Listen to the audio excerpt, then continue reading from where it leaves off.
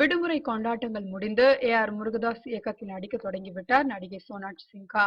பிரபல இந்தி நடிகர் சத்ருகன் சின்ஹாவின் மகளும் நடிகையுமான சோனாட்சி சின்ஹா ரஜினி ஜோடியாக லிங்கா படத்தில் நடித்திருந்தார். அதனைத் தொடர்ந்து இந்தியில் தேவர் படத்தில் நடித்த சோனாட்சி ஓய்வு தேவை என விடுமுறை எடுத்துக்கொண்டு மாலத்தீவுக்கு பறந்தார். ஆசை தீர அங்கு விடுமுறையை கழித்த சோனாட்சி தற்போது மீண்டும் மும்பை திரும்பி நடிக்க வந்துவிட்டார். முதல் வேலையாக ஏ.ஆர். முருகதாஸ் படத்தில் நடிக்கிறார். இது தொடர்பாக தனது ட்விட்டர் வலைதளத்தில் சோனாட்சி மகிழ்ச்சி தெரிவித்துள்ளார். மேலும் அதில் அவர் ஏ.ஆர். முருகதாஸ் சாரின் இயக்கத்தில் முதல் நாள் ஷூட்டிங் கேமரா முன் நிற்க காத்திருக்க முடியவில்லை, உற்சாகமாக வந்திருக்கிறேன், எல்லோரும் என்னை வாழ்த்துங்கள் என உற்சாகம் பொங்க பதிவு செய்துள்ளார். நாயகியை மையமாக கொண்ட கதைக்களம் இப்படம். இது தமிழில் வெற்றி பெற்ற மௌனகுரு படத்தின் இந்தி ரீமேக் ஆகும். தமிழில் நாயகனை சுற்றி அமைக்கப்பட்டிருந்த கதைக்களம் இந்தியில் நாயகியை சுற்றி மாற்றி அமைக்கப்பட்டுள்ளதாம். இப்படத்தில் இந்தி பட இயக்குனர் அனுரா வில்லனாக நடித்திருக்கிறார்.